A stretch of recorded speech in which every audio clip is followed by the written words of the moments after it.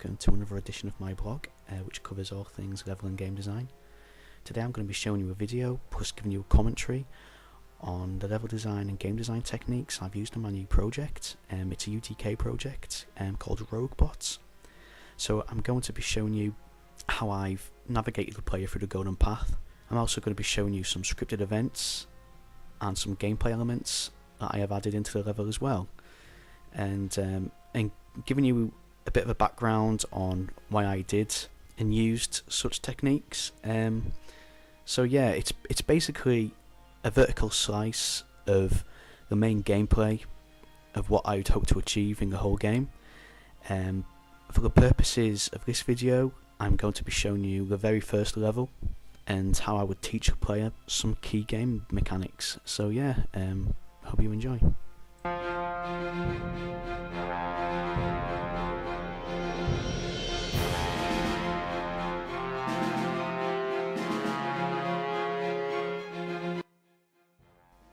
Okay, so here's where the game design process began for me. As you can see, we're on the loading screen. We all know loading screens can be frustrating, so to reduce the risk of the players having any negative feelings about the game, I have provided them with some nice player feedback. It's informative information on how to execute a key game mechanic, and should distract the player enough as to not dampen the player experience. You know, it's quite early on in the game, and as like I've said, loading screens can be quite a pain, but sometimes it's necessary, especially in terms of the development. It may have to be in there for a reason. As such, I have included a design technique to help combat any issues, and also provide the player with a little bit of information before they begin. Okay, so this is the very start of my scene or level. It's an abandoned police HQ. Just to try to set the scene a little bit. Just basically, usually what would happen beforehand, a player gets launched into this level, a cutscene would have occurred. Kind of gives the player a bit more of a motive for being there, and probably a bit more story and background regarding the protagonist. Immediately, I have communicated to the player what exactly to do in this police HQ. I'd consider it bad game design if a player was walking around aimlessly in my world or a level, for example, without really knowing what to do. So this objective box, it gives the player a motive and a reason for being there. Additionally, I could also use some dialogue from the protagonist. So, for example, the protagonist could be saying something like, "Gonna have to check this place out." This is not just a technique I have used for player feedback, but also I think that dialogue that the player can hear is quite good as a technique for helping to immerse the player in the game world. This is because when I play games such as Uncharted and Far Cry, and I hear dialogue spoken from the player I'm playing, it's a nice little link, and it kind of builds up a relationship between the protagonist and the player, especially if I'm kind of thinking the same thing. And this is what I have tried to create here. So the protagonist says, "Yep, should maybe go and check this place out," and hopefully the player is eager to get going as well. Just before I go any further, I would just like to explain a level design technique I have used also. At the very start of the level, I'm already guiding a player through the golden path. In the distance, you'll be able to see a light flickering in the distance. This is just not an effect that I've just randomly put in there. It's an effect I've used to be able to point a particular place of interest out to the player. So if the player was lost, even though it's quite a small room with open space, I'm using the light and the flickering effect on that light as a way of trying to attract the player's attention and to basically say, "Come follow me," or "Come in this direction." So not only is game design elements going to be explained in this level. As it progresses, I'll also show you how I've helped keep the player on track, especially because it's the first level. Don't really want them feeling lost as soon as they start playing, because that builds up negative feelings, which in turn affects the player experience, which can in turn affect their replayability. So yeah. So if we just head forwards now.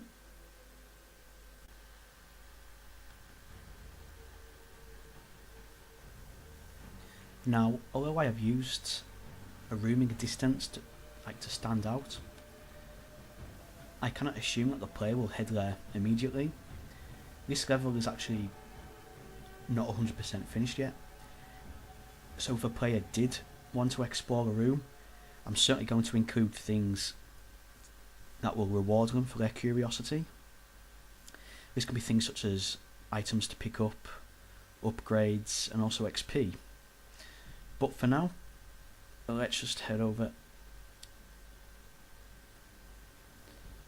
Now, as you can see, before they actually reach the flickering room, I've created another door here with also a control panel that will hopefully grab the player's attention. I've used the colour red because it's quite prominent for a warning or some information to tell the player that something's not quite right. So for the purposes of this, I would hope a player would walk over to the door. And I have used the interaction icon to demonstrate to the player, or to tell the player even, that the control panel is interactable. So I've just pressed E there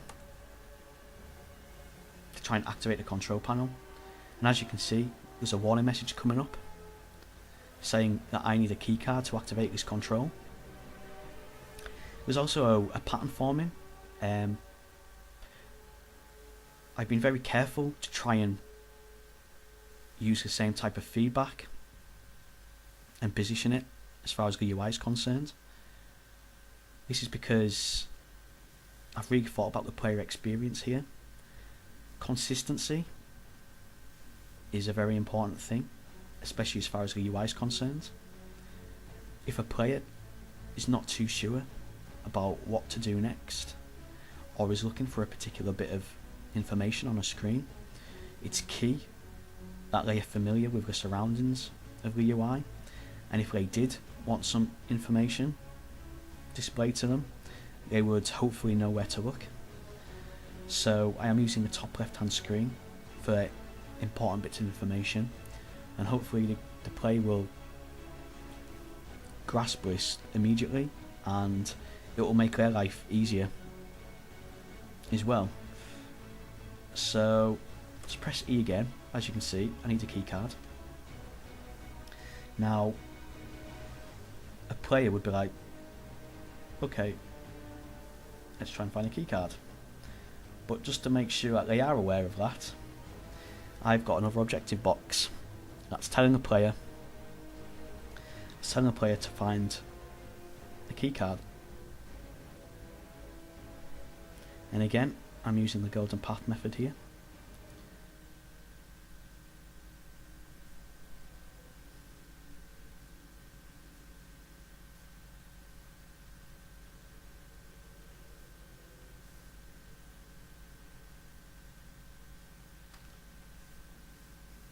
Okay, so that was an example of a technique that designers can use if they deliberately want to show a player some key information.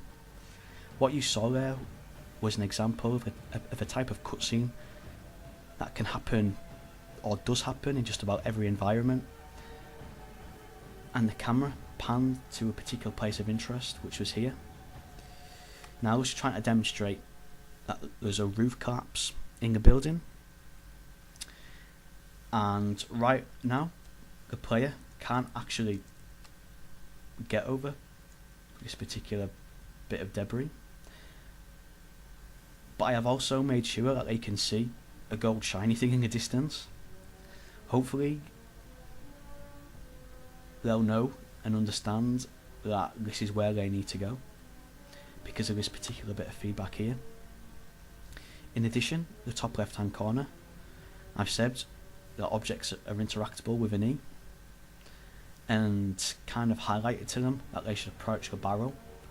Just to make sure they know what barrel I'm talking about, I've added some additional player feedback as well, which is a technique used in many games to show that this object is actually interactable and also useful to the player. So now that I've moved to the barrel, again I've used the familiar interact symbol, and again I've used some information that says take the barrel to location shown on the map. Another thing I've done is I've included another symbol there, and usually in games such as this there's a minimap.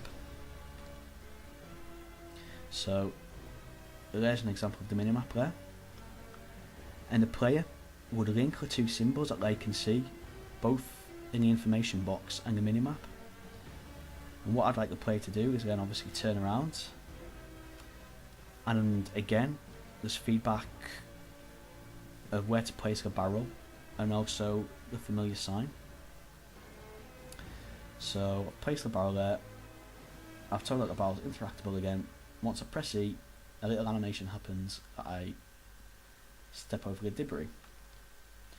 Now, as level design goes, a player cannot actually get back over here, and this is because now that they've successfully managed to complete the first objective or challenge, I don't want them going wandering off. So right away they have to head in the right direction, and they can pick up some gold, which just happens to be some credits. This is added not only to help the player a place of interest, but also it's good as a designer to help reward the player for successfully completing an objective or maybe even beating a boss.